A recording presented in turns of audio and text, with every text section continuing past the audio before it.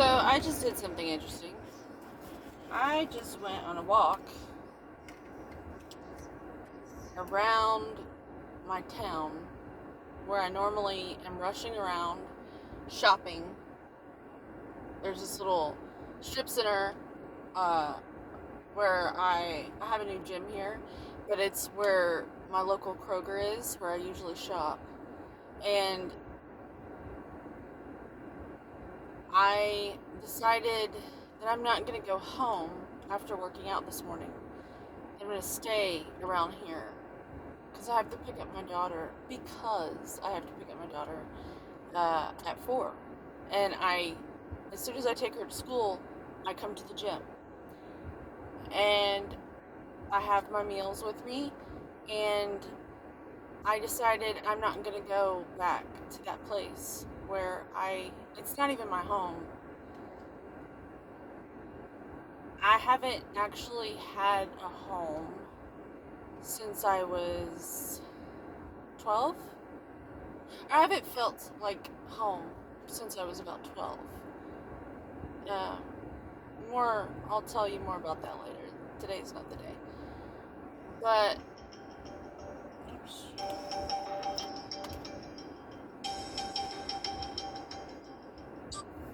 Hello? Or maybe today is the day. When my dad got sick, I went to live with another family because my mom couldn't handle it. And then she did a whole bunch of stuff in my childhood home, and then we had to sell it because she wanted to move on. And then we ended up in a rent house, and because she had to move on. And then I fled once and got engaged with someone who was not capable of working and supporting our family because he had a lot of baggage, emotional baggage, and I would have been his mother. And then so I left him and then moved back in to that little rent house with my mom, and then I got a job through my aunt in orthodontics, even though I didn't graduate high school, and I started sweeping floors and sterilizing instruments, and they gave me a chance, and I ended up really fortunate because they gave me a chance, and I ended up like lead assistant several years later. I spent most of my time in orthodontics, 12 years, from the age of 20 to 32, with a small stint because I was laid off when I was 6 months pregnant with my daughter, and I didn't go back for a few years because I was with my second fiance, and then I went back to the orthodontic, same place. And I had to leave him because of his alcoholism. He was a violent alcoholic, and it wasn't safe to raise our daughter, which, it just wasn't safe. So I left there, and then that time I left, I was an opiate addict, and I couldn't function without getting out of bed, without taking pain pills. Like, I could not get out of bed without them. And so I moved in with my aunt, which was pretty close by, and she used to help me get pain pills. Like, she would literally bring them to me. And her little friend that wanted to fuck me,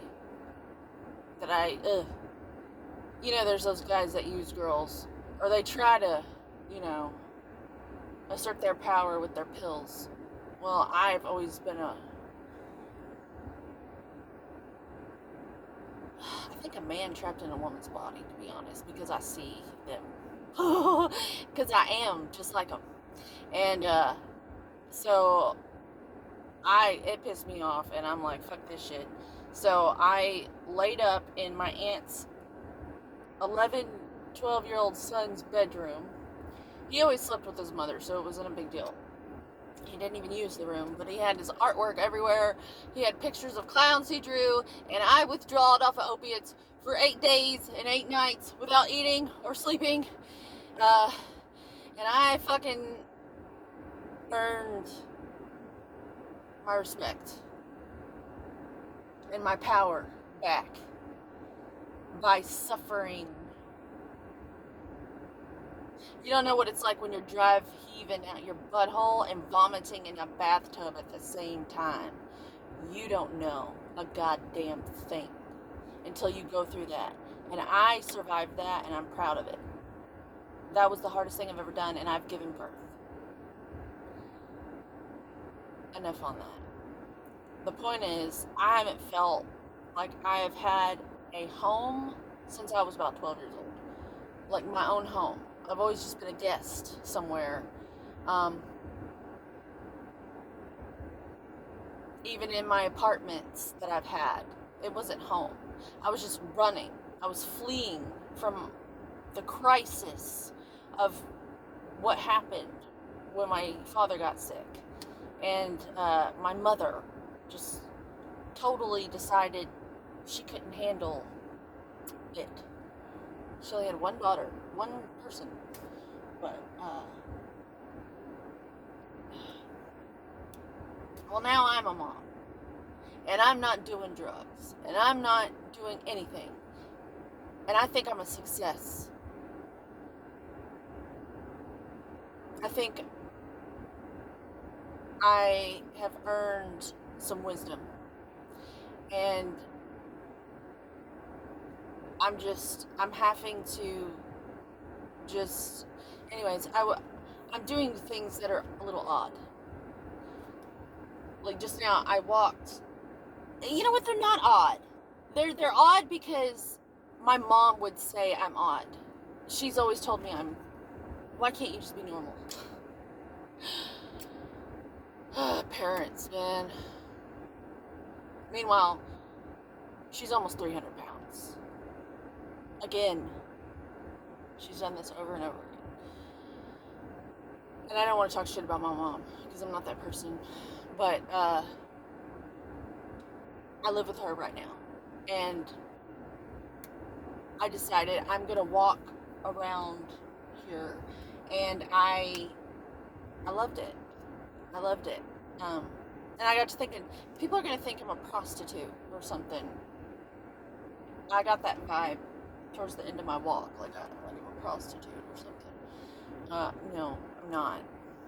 I never have, and I'm not going to say never, because good God, I don't want to decide to challenge myself. You know what I'm saying? Like, when we say, oh, I'm never going to do that. I'm not going to say that. Out of respect for myself, I don't need to teach myself that lesson. I don't want to. But,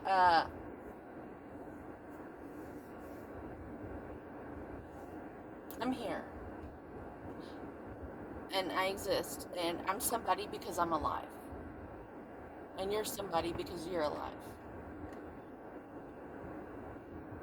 And this is proof that I'm alive. And I had a good walk.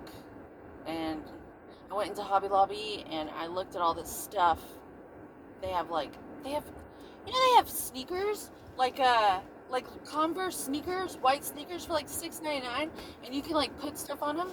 And they've got totes, and they've got shirts, and they've got hats, and they've got all kinds of stuff. And I'm into fitness only because I can't live without it.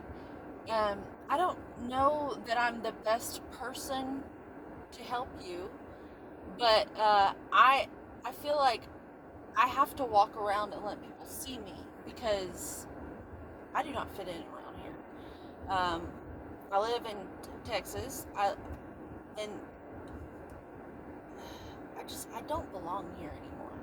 I feel like I'm very easy to spot because I stand out, and it angers me because I don't want to, like, it's hard to stand out when you're used to being so insecure because you've been alone for so long.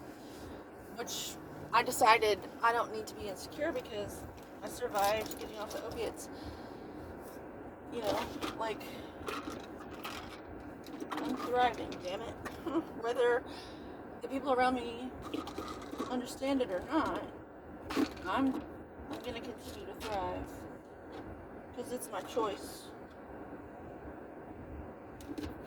And the only pills I take now are methodical and thought out. Just about the slippery elm bark. I'm trying it out. I like it. It's supposed to help things slide through. This is milk thistle, and this is krill oil. Omega-3, 6, and 9 is very important for the brain, and everything. Like, I've researched dementia and such, and Alzheimer's and all that. We need our omegas, because that's what my daddy passed away, supposedly, of. Right here, we got 3 ounces of tempeh and 4 ounces of broccoli. This is just like a little meal here.